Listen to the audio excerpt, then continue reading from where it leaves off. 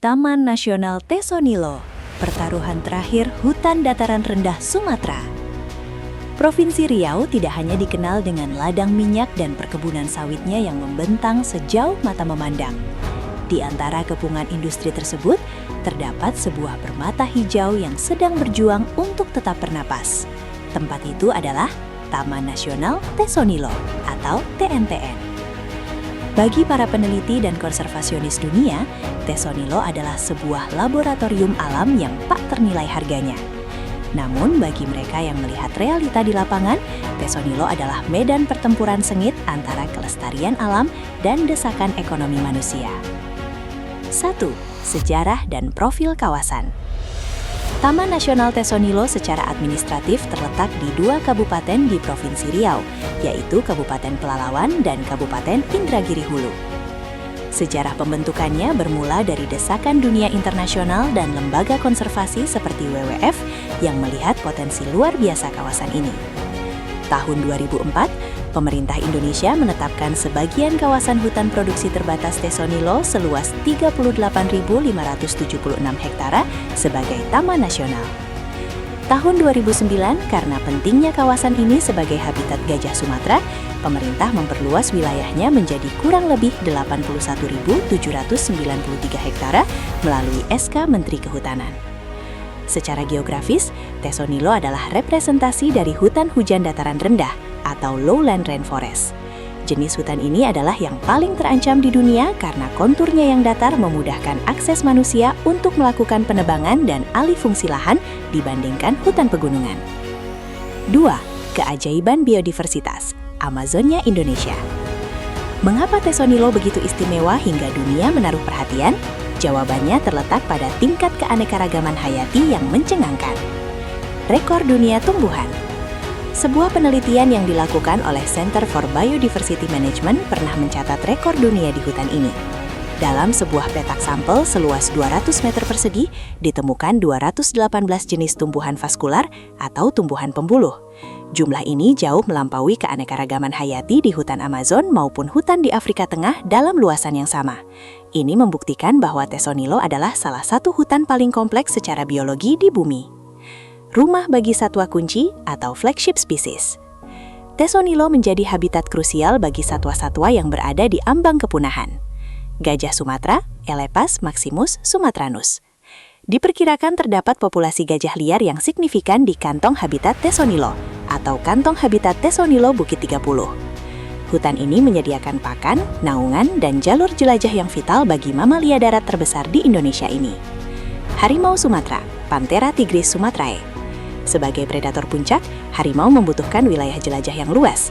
Jejak dan keberadaan datuk atau sebutan hormat masyarakat Riau untuk harimau masih sering ditemukan di kawasan ini, menandakan ekosistem yang masih berfungsi meski tertekan.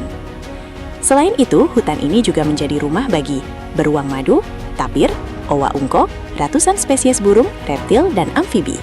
3. Inovasi konservasi Elephant Flying Squad. Salah satu fitur paling unik dari Taman Nasional Tesonilo adalah keberadaan Elephant Flying Squad yang bermarkas di Desa Lubuk Kembang Bunga. Dibentuk pada tahun 2004, tim ini bukanlah atraksi sirkus. Ini adalah satuan tugas mitigasi konflik yang terdiri dari gajah latih, gajah jinak yang dilatih khusus, mahut, pawang gajah, petugas Taman Nasional, penjaga keamanan hutan.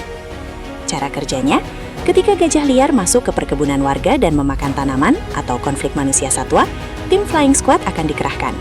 Gajah latih digunakan untuk menggiring dan menghalau gajah liar agar kembali masuk ke dalam hutan rimba.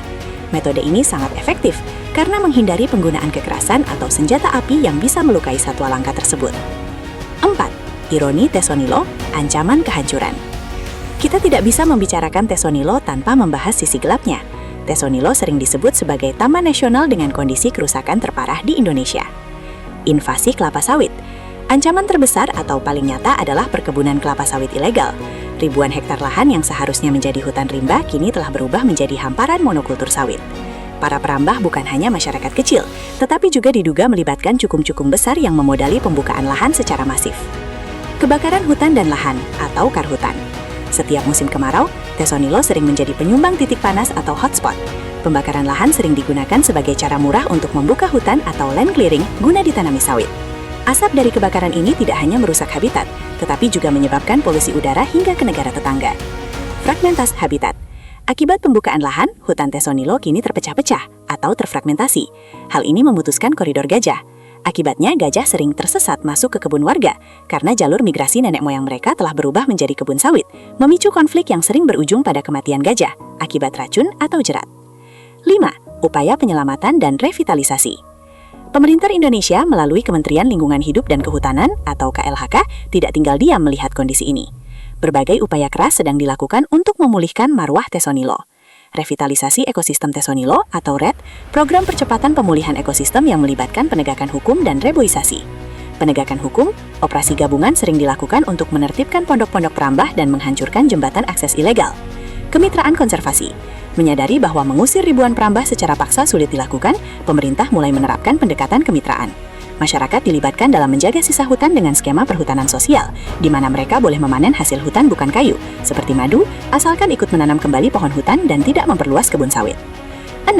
Pohon sialan dan kearifan lokal. Di tengah kerusakan, masih ada kearifan lokal yang bertahan. Tesonilo kaya akan pohon sialan, atau biasanya jenis Kompasia excelsa. Pohon raksasa ini adalah tempat bersarangnya lebah hutan atau Apis dorsata penghasil madu. Masyarakat lokal Melayu Riau sangat menghormati pohon sialan. Menebang pohon ini dianggap tabu besar. Tradisi memanen madu sialan atau menumbai dilakukan dengan ritual khusus dan nyanyian mantra agar lebah tidak menyengat. Madu hutan Tesonilo kini menjadi salah satu komoditas unggulan yang bernilai ekonomi tinggi, membuktikan bahwa hutan bisa menghasilkan uang tanpa harus ditebang kayunya. 6. Potensi ekowisata, mengunjungi Tesonilo. Bagi wisatawan yang berjiwa petualang, Tesonilo menawarkan pengalaman yang autentik. Pintu gerbang utama wisata ini ada di Desa Lubuk Kembang Dunga, Kecamatan Ukai, Pelalawan. Aktivitas yang dapat dilakukan antara lain, patroli gajah, ikut serta bersama tim Flying Squad memantau hutan menunggangi gajah, memandikan gajah, interaksi langsung memandikan gajah di sungai. Susur Sungai Nilo, menikmati ketenangan sungai dengan perahu tradisional. Jungle trekking, berjalan di bawah kanopi hutan hujan tropis. Fasilitas camp yang sederhana namun nyaman telah tersedia, memungkinkan peneliti atau wisatawan menginap di tengah hutan. Kesimpulan, Taman Nasional Tesonilo adalah cermin bagi pengelolaan lingkungan di Indonesia. Ia merefleksikan betapa kayanya alam Nusantara, sekaligus betapa rapuhnya ia di hadapan keserakahan ekonomi. Mempertahankan Tesonilo bukan sekedar menjaga pohon dan gajah, tetapi menjaga sistem penyangga kehidupan, penyedia air bersih, penyerap karbon, dan warisan genetik dunia. Masa depan Tesonilo masih menjadi tanda tanya besar. Akankah ia pulih menjadi rimba raya atau hilang menjadi cerita masa lalu? Jawabannya adalah pada kolaborasi pemerintah, masyarakat, dan kepedulian kita semua.